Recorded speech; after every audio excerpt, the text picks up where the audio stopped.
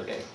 Today is Thursday, April 7th, 2011, and this is the start of an interview with Mr. Robert John Patterson at the RSVP offices of Catholic Services of Macomb, located at 26238 Ryan Road, Warren, Michigan.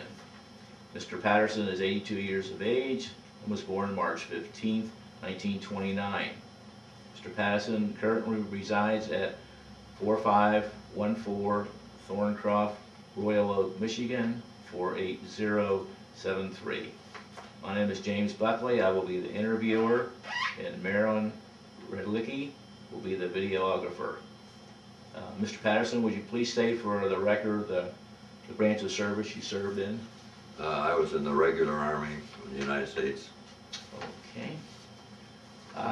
Let's just start with maybe the very beginning, where you were born, raised, any siblings, any experiences during your youth that you want to share, and go forward from that point.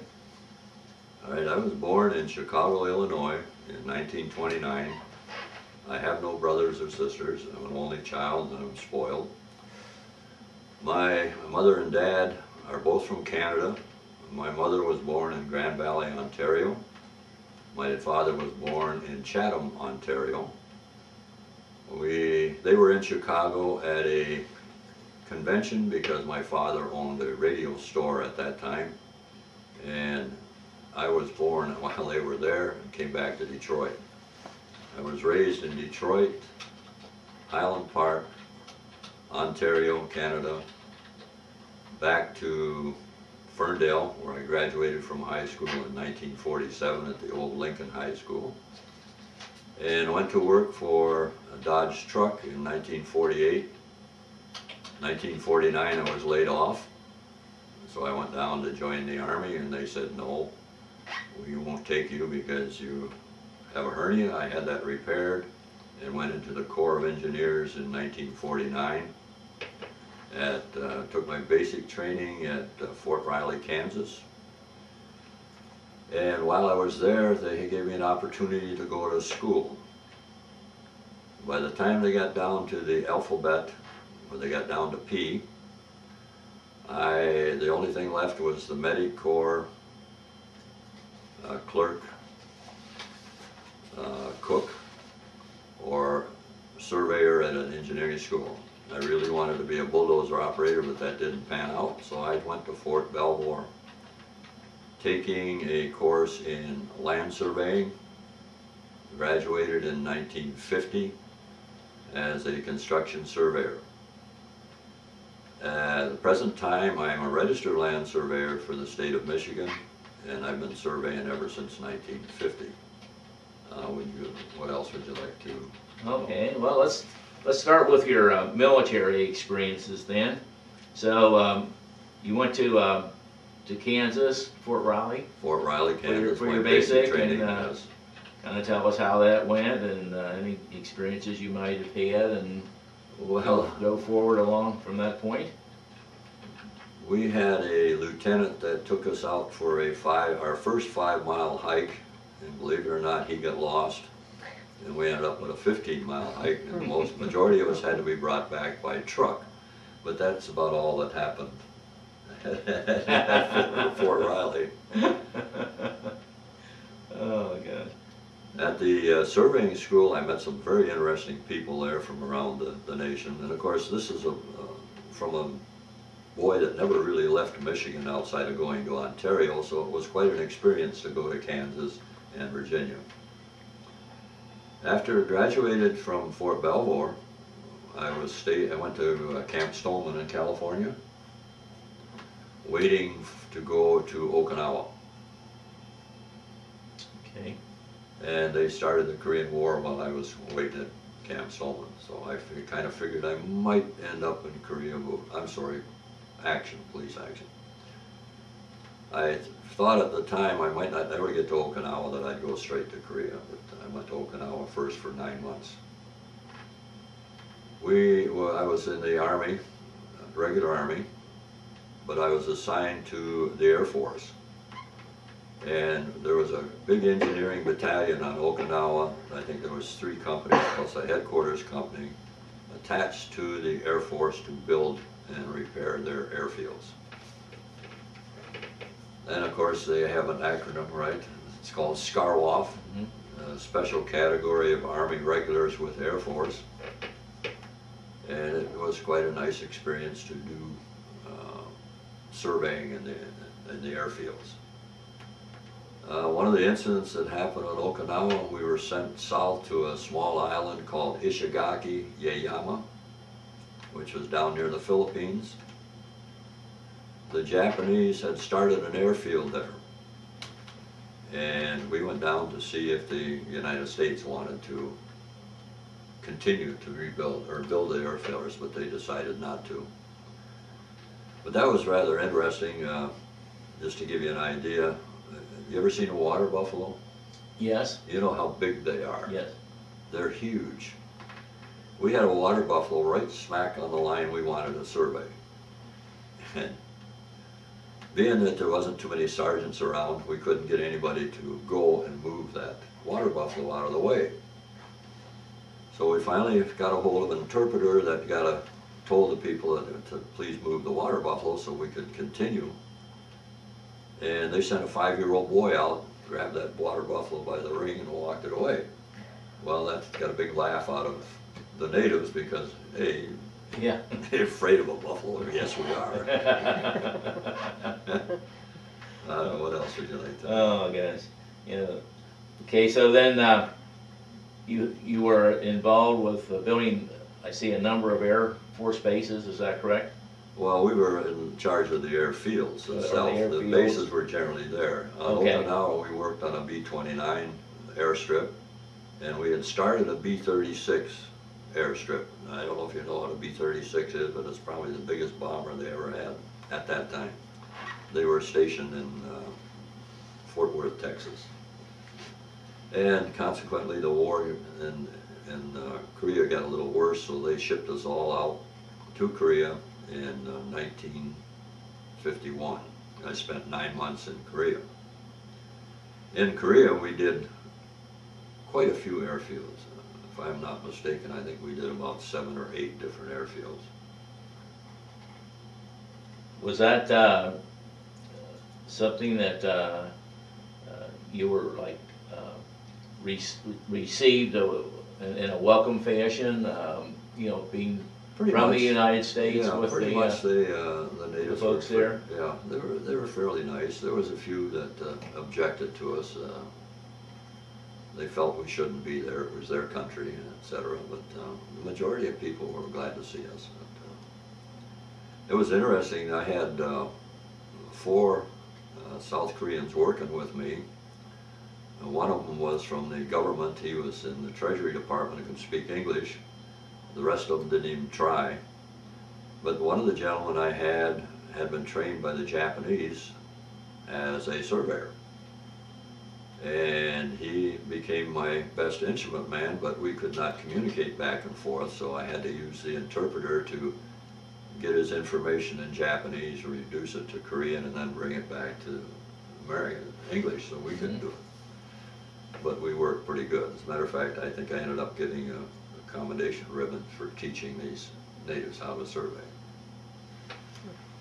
But it was very interesting because they have survey points over there just like we do here with the elevations and locations on them, but they're in Japanese. So it's nice to have somebody that didn't know the language. That's something that you wouldn't even think of at the time of war or a conflict like such as that. That they would be surveying. You know, you'd think they just go, you know, make a field, an airfield, you know, That's right. wherever they wanted it or whatever. So. And the bad part was, if you wanted to extend a air base line, if you wanted a runway, and there was a village there, they moved the village. So it was kind of interesting to run across some of that, but I'm sure they were all compensated. All of this work was done for the Air Force, obviously, yes. right? And one of the things that happened to us in Korea, the Air Force forgot about us. And winter came, and of course their winters are probably as bad as ours are here in Michigan. And we didn't have boots, we didn't have jackets. We had our summer clothes, what have you. And so we had to get a hold of our unit, and our unit had to get a hold of their unit, and their unit had to go to Japan, and we finally ended up with winter clothing. But it was kind of rough there for a month or so. I would imagine that would not be a pleasant experience. No, I did not see any combat at all, outside of the fact we were down south in Erie, what they call IRI, Korea. And we were there, again, checking an airfield that the Japanese had started. And it was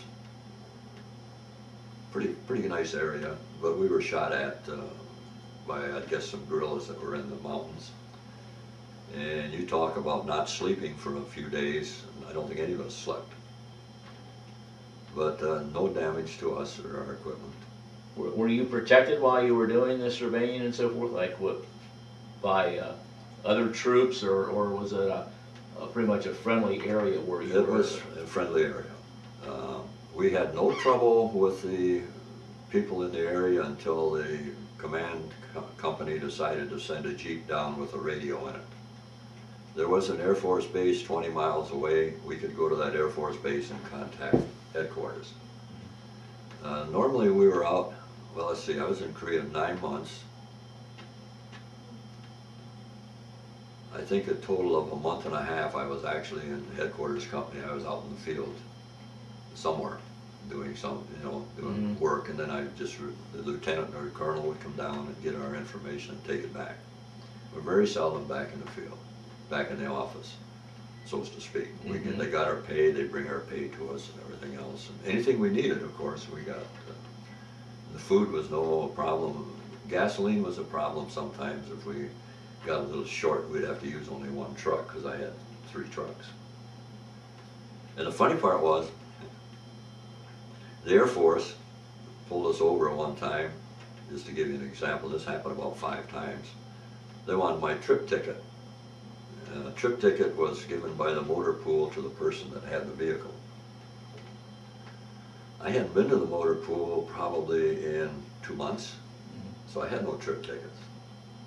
And they said, well, we're going to have to take you in and do this and do that and do this. And I said, well, wait a minute. And I opened my glove box and took out a trip ticket and filled it out, signed my name to it and handed it to him. He said, okay. But things like that happen. Now, we did have one problem in Korea, especially then. Nowadays, I'm sure it's not that way, but they didn't use culverts across the road.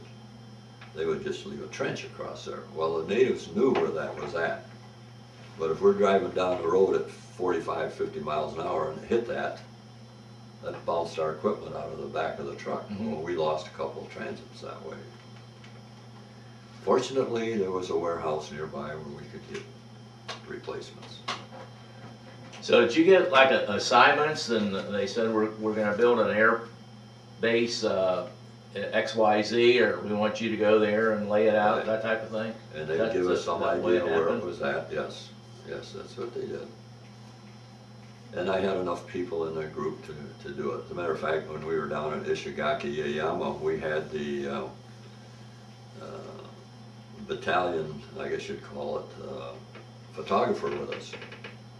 And one of the gentlemen on the island, one of the natives on the island, had a racehorse. And he was extremely proud of this racehorse. So we got our cameraman to take pictures of him and his horse. Well, the next time we went back down, we had to go back down to do some more work. We presented these pictures to this fella, so we had absolutely no problem after that on the island. Oh, yeah. And he was one of the officials, I guess you'd call him. That's interesting. I've never heard about that type of work, and you just don't even think about it. You just take it for granted that it's there. Right. Well, when we first landed in Korea, we went to Suwon, and from Suwon we went back to Kimpo. Kimpo is the international air base for the city of Seoul, and we had bombed it. We had destroyed it because the North Koreans had been using it to shoot our people south of there. So we had some pretty big craters in the airfield, we just hired about 900 Koreans and had them bring rocks in, and then they'd sit there and crush them until it got up to a point where our equipment could go in and do the actual asphalting and compacting. But we were there quite a while, and Bed Check Charlie, I don't know if you ever read in the paper about Bed Check Charlie, but he used to come over in a biplane, loudest motor you ever heard, and he would drop mortar shells on the base. Well, the first night we were there, here he comes and he drops a couple of mortar shells. So we all look at each other, well, what do we do? And nobody told us what we should do. So we just stayed in our cots, you know, and we're sleeping in tents. Well, the next day we asked one of the airmen there, what do you do when he comes over? He said, go out and get in the foxhole. We didn't even notice there was any foxholes, you know. So that was another little incident that we got a kick out of. Gosh. Yeah, that's some information that you should have been given. You would have thought. Yeah, well, sometimes the services didn't talk to each other. You know, we've heard that before. Yes. And then the last gentleman we just spoke to had a very close relationship with, like in his case, with the Navy. Right. And, well, our group did. The survey group, I thought, was because they needed us really bad. They treated us very nice, and we got along quite well. But as anything as big as the services are, things do get lost. well, did they then compensate the landowners? I'm sure so forth, all of that was taken I'm care sure of? they did. You know. I can't honestly say because Yeah, I wasn't involved in that, yeah. but I would say I'm sure they did. Because you were doing all of this though for the U.S. troops, Yes. and not for the locals, so to speak. No, this The is South strictly for the Air Force. or the South Koreans, in other words, right? Okay. What was like the feeling of the folks there? They pretty much welcome having you, or I think we touched briefly about that, Yeah, but I think they tolerated us. just tolerated you. Right. Mhm. I mean, it's their country. Mhm. You know. But you were using a lot of local workers as Yes, you we could, did. and We so used forth. a lot of them. When you figure $1 was worth 6,000 won at that time, that would go a long way because a haircut cost 15 cents. I used to go to the local barber shop to get my haircut. Mhm. You know, and as you notice, I had a beard at that time when I was over there, a little bigger than I got now. That was another thing I did. I grew a beard when we were out in Erie, and it was a full-size beard. And we went into Pyeongtaek to get rations and talk to people and get our pay, et cetera, et cetera. And his captain told me, he says, shave that beard off. I said, well, I'm out in the field. I said, I'm only here for rations and quarters. Why do I have to shave it off? He says, because I told you to. He said, I'll give you 2 minutes to shave it off. He said, I want to see you. And we had to fall out for a roll call, which I didn't think it was necessary, but we did it. And I get down to Walters, Texas, at Mineral Wells, Texas, after I got out of there, after I come back from Korea, and he's my commanding officer. So I kind of hoped he forgot who I was. I tried not to get around him too much. Did you end up shaving your beard? Oh, you better believe it. I figured. Oh, absolutely. Yeah. And that could be a hard lesson. Well, I don't know if it's a lesson as an order. Well, I guess it would be a lesson if you didn't. It would have been a dire lesson if I didn't, yes. Exactly. Okay. So then you were in Korea for, you say 9 months? 9 months. Itself? Yeah, we left New Year's Day, 1952. And New Year's Day of 52, you say? Yes. Okay. And then where did you go? Back to to Texas, was it? Well, we came back to relocation at Treasure Island, And from Treasure Island, they sent us home for a 30-day furlough. And at that time, I knew I was going to go to Texas. And that's when I decided to marry my wife, so we got married in February 1952. And that was kind of neat. And of course, she didn't want to come to Texas with me, which I understand. And I drove a car to Texas. There was a young lady in Detroit by the name of Catherine Ray who would allow you to take a brand new car and transport it. So I had a brand new Mercury going down to Texas, and I had no idea where Walters Air Force Base was, or I had no idea where Mineral Wells was, but it was an adventure. So the lady you married, was she someone from like high school that you knew, or No, Joyce. How'd she fit in the picture? Joyce was a friend of my cousin, and my cousin lived down in Detroit, and she lived about 4 blocks away, and I met her at my cousin's 16th birthday party. Nice lady, as a matter of fact, I still have her at home. Although last night she had a little problem getting out of bed and fell, and she just had a knee replacement, so I was up at 4 o'clock this morning trying to help her out, but I digress. We have 3 daughters. My 3 daughters each had 3 children, so I got 9 grandchildren, which sometimes I see, sometimes I don't. That's a minor detail. Are they in this area? Yes, one daughter is in Royal Oak, one daughter's in Grand Blanc, and the other daughter's in Pentwater. They're all in Michigan. Well, that's good. I have 1 doctor in the family, I have 2 registered nurses in the family, and I have a plumber, and I love the plumber.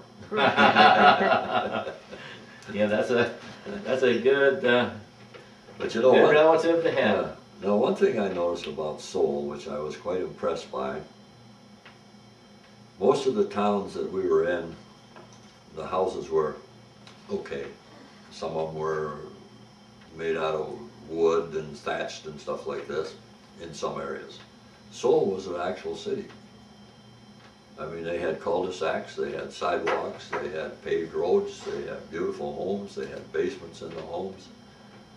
They actually had running water, whereas in some of the villages or some of the little towns, they carried water in the bucket, so it was quite an interesting change. The gentleman that I had mentioned once before, who was with the government, wanted me to take him home. Now the reason they joined up with me was the social or the selective service in Korea. If you were walking down a road and they needed somebody for the Army, you were picked up and went in the Army, whether you liked it or not. So anytime they went anywhere, they wanted one of our soldiers with them because they were afraid they'd be inscripted into the service, so to speak. So I had sent one of my fellows home. He wanted to go home. He hadn't been home for a couple of years, and he wanted to visit his wife and family. So I wrote him out I guess you'd call it a pass. And he came back, so I guess it worked. But he said he was stopped about 5 times. So that's kind of spooky, isn't it? At least here you get a chance to argue with it. Yeah. So that's another thing I got to tell you about, if you don't mind. Sure. I got drafted while I was in the service, and they sent this notice to my mother, and my mother just looked, he's in the Army, threw it away. 2 months later, she gets another notice of being drafted. He's in the service, threw it away. Next thing I know, she sends me a letter, and they're looking for me. They're going to arrest me because I'm not reporting to, here I'd already been in the Army 10 months, you know, and on Okinawa. So I says, Mom, for heaven's sakes, call them up and tell them I'm on Okinawa and I'm in the service. So she did. But I thought that was kind of interesting. I felt like saying, well, come and get me. Yeah. Yeah. Yeah, I imagine there were few foul-ups in the paperwork system at that time. But Seoul was a Korea capital, wasn't it? Seoul, yes. Yeah. We So did, I guess they were probably far more advanced than the rest of the country. Well, I understand the cities down on right down on the other part of the ocean was pretty good. At Pyongyang, I think it is called. I'm not real sure. I have trouble with the pronunciation. We did a runway right in the middle of Soul River, just outside of the Capitol. But they used the steel plating like the Seabees did Right. during the Second World War. And we set that all up, and we were taking a map of it so they could draw it up to show what was going on and see if they wanted to pave it or not. And my instrument man was at the end of the runway with the transit set up. And one of the South Korean pilots come in and he bang, bang, bang, bang, bang. And I'm yelling at my field man to get out of there, and of course you can't hear him with 5 or 6 planes going, you know. And he looked up just in time to run away, and that plane just chewed up my instrument like you wouldn't believe. Wow. It was really something. So. But it was interesting. I mean, let's face it. Yeah, well, it's a unique experience. Yes. Very good. Well, you say you brought some photos or a Oh, photo? I just bought that one. About the one photo Yeah. there that you wanted to show us? Yeah, I just brought this one. My wife said she'd You kept gotta it hold on. it up and Marilyn can get a good shot of that. While I was in Fort Riley, Kansas, I dropped a bucket on my toe. So I ended up in the hospital for a while, you know. So I even met nice people there. Good. You have that, Marilyn? Yep. Okay.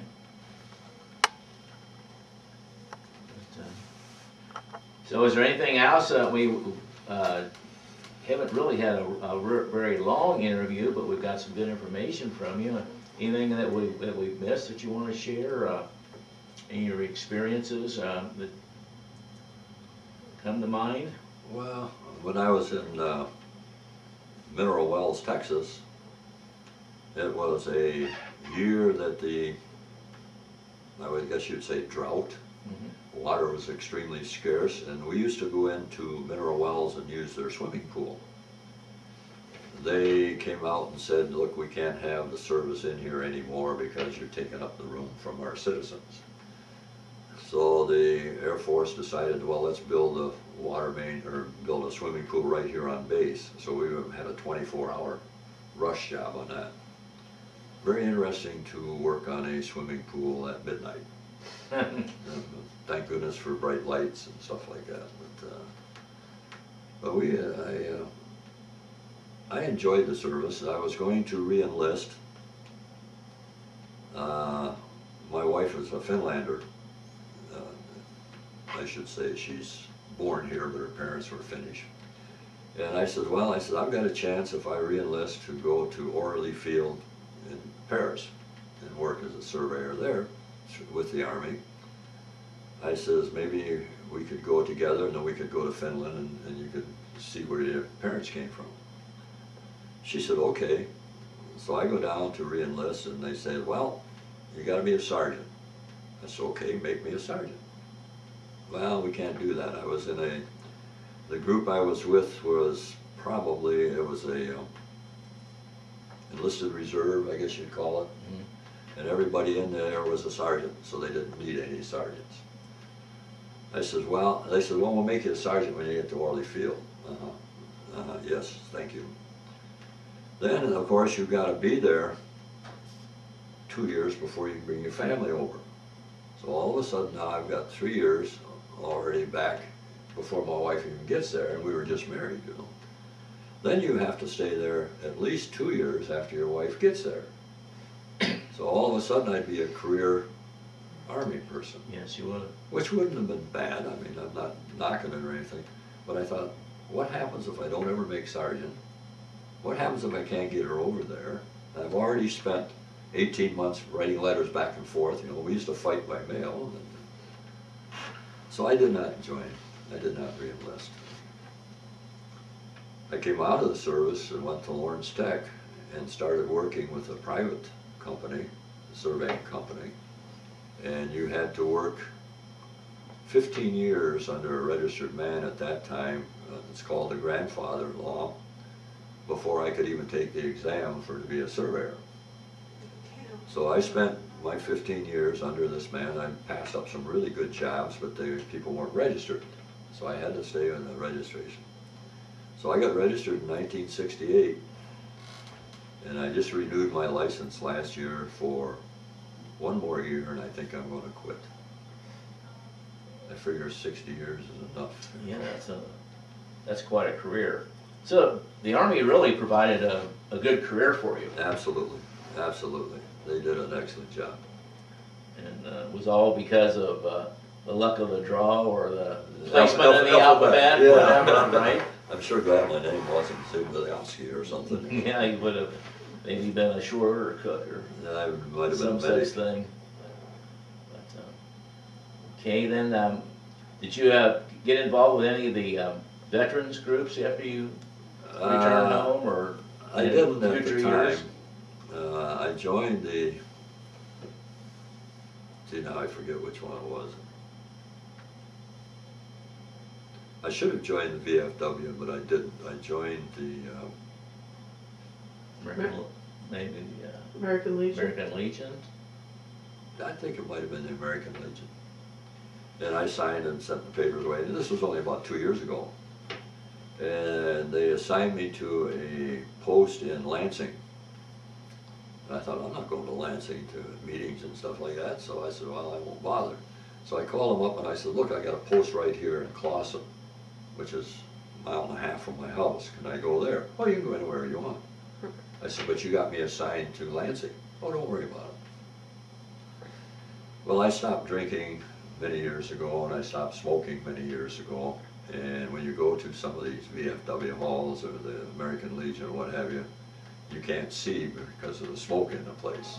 Not that I got anything wrong. If they want to smoke, that's fine. But I decided I don't want to go. So I never made any meetings or anything. But I have a friend of mine who keeps bugging me to join his unit, so I don't know if I'm going to do it or not.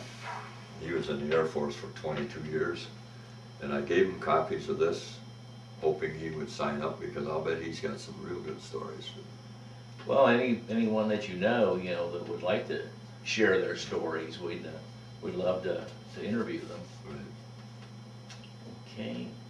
I got a question. okay. While you were in Korea, did you mostly have American food? Oh, yes. Generations? Yeah. Did you ever try any of the local food? Yes, I did.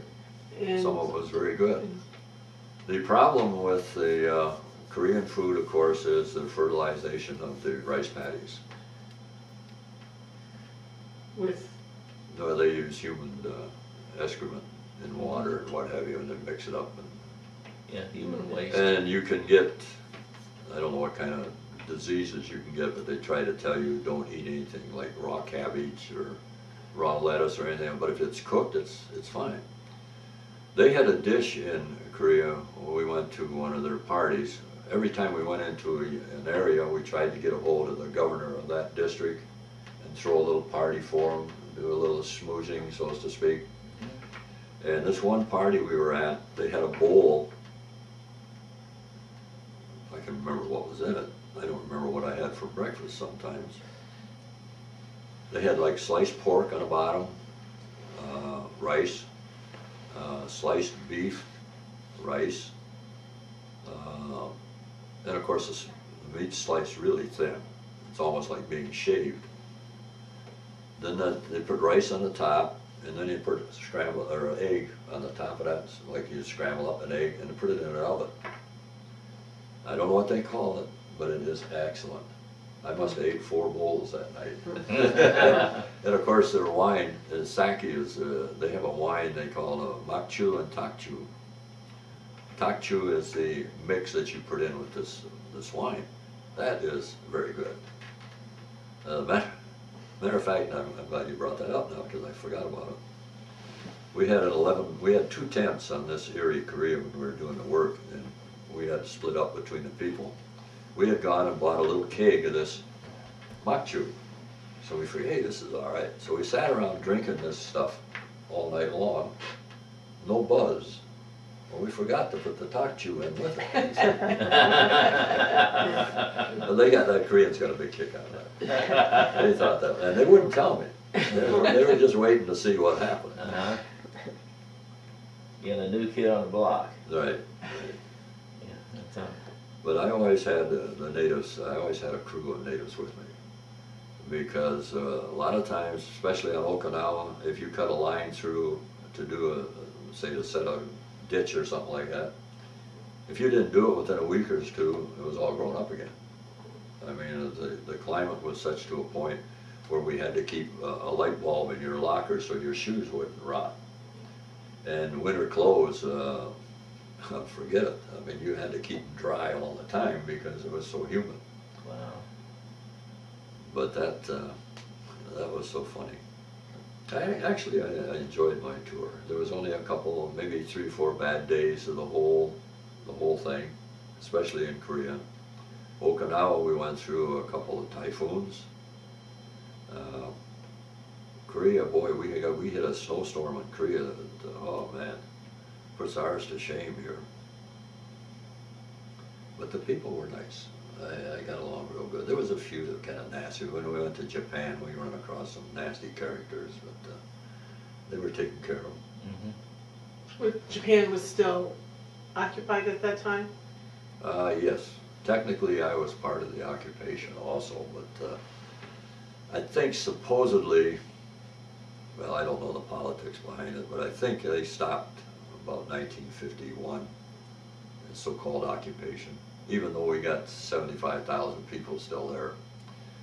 We were told also in Korea when we left that the UN and the soldiers, American soldiers, would be home probably a year after the armistice was signed. I have found out that they have never signed an armistice. It was just a peace treaty. The armistice has never been signed, and we still have 65,000 troops in Korea. It was just a ceasefire. Yes, it's just a Yeah. ceasefire. And the armistice, now I may be wrong. I have not read it. But I think that's a shame. I think we ought to bring them guys home. Yeah.